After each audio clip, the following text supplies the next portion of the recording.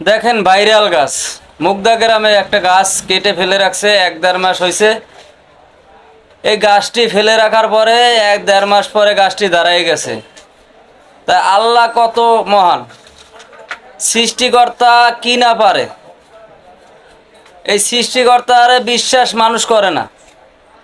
আল্লাহ পাকের বিশ্বাস এখন মানুষ কমই করে সম্ভবত। আর এই ভিডিওর মাধ্যমে দেখবো কারা আল্লাহ পাকের বিশ্বাস করে, তারা কমেন্টে রিপ্লাই দিয়ে দেবে। আলামিন ভাই কি বলো? হ্যাঁ, এই যে গাছটি দাঁড়িয়ে গেছে, তো তুমি তো দেখতে আছো গাছটা, এই গাছটা দাঁড়িয়ে গেছে, এটা আল্লাহ পাকের কুদরতি জিনিস না থাকলে তাই গাছটা তো দাঁড়াই যাইতে পারতো না। কাটা গাছটা কাইটটা ফালাই থুই দিছে। গাছটা যদি আল্লাহর কুদরতি জিনিস না হইতো তো কোনোদিনও খাড়াই থাকতে পারতো না। শোয়া গাছ খাড়াইয়ে গেছে, এই জন্য তুমি কিছু বলবা? না, এটা আল্লাহর রহমত, ঠিক আছে। এটা আল্লাহ তাআলা বিভিন্ন কিছু অনেক সময় আল্লাহ তাআলা সৃষ্টি কিছু দেখায়। আমরা তো এখনো যদি এগুলো না দেখে যদি সংশোধন না হই তাহলে তো আর হয় না।